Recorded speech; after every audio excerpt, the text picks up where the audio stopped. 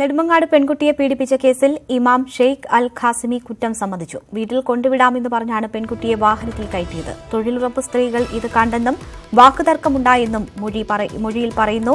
ഷെയ്ഖ് അൽ ഖാസിമിയുടെ വൈദ്യപരിശോധനയ്ക്ക് വിധേയനാക്കുകയാണ്. Nedumangad SP B Ashokan അല്പസമയത്തിനകം മാധ്യമങ്ങളെ കാണുകയും ചെയ്യും. വി വിനോദ് ചേരുന്നു. വിനോദ്, പ്രതി കുറ്റം സമ്മതിച്ചതായാണ് മനസ്സിലാക്കുന്നത്. എന്തൊക്കെയാണ് ഇയാൾ അന്വേഷണ സംഘത്തോട് പറഞ്ഞിട്ടുള്ളത്? രേണുക, ഖാസിമിയുടെ വൈദ്യപരിശോധന ഇപ്പോൾ നെടുമങ്ങാട് താലൂക്ക് ആശുപത്രിയിൽ തുടരുകയാണ്. അല്പസമയത്തിനുള്ളിൽ നെടുമങ്ങാട് DYSP ഓഫീസിലേക്ക് പ്രതിയെ കൊണ്ടുവരും. ഏതാണ്ട് ഒരു മാസമായി ഒളിവിലായിരുന്നു. കഴിഞ്ഞ ദിവസമാണ് തമിഴ്നാട്ടിലെ മധുരയിലെ ലോഡ്ജിൽ നിന്ന് ഖാസിമി പിടിയിലാകുന്നത്. ഇപ്പോൾ ഇയാൾ പോലീസിനോട് കുറ്റം സമ്മതിച്ചിട്ടുണ്ട്. പെൺകുട്ടിയുടെ കുടുംബവുമായി നേരത്തെ തന്നെ ബന്ധമുണ്ടായിരുന്നു, മുൻപരിചയമുണ്ടായിരുന്നു. വിനോദ്, ഞാൻ ഇടപെടുകയാണ്.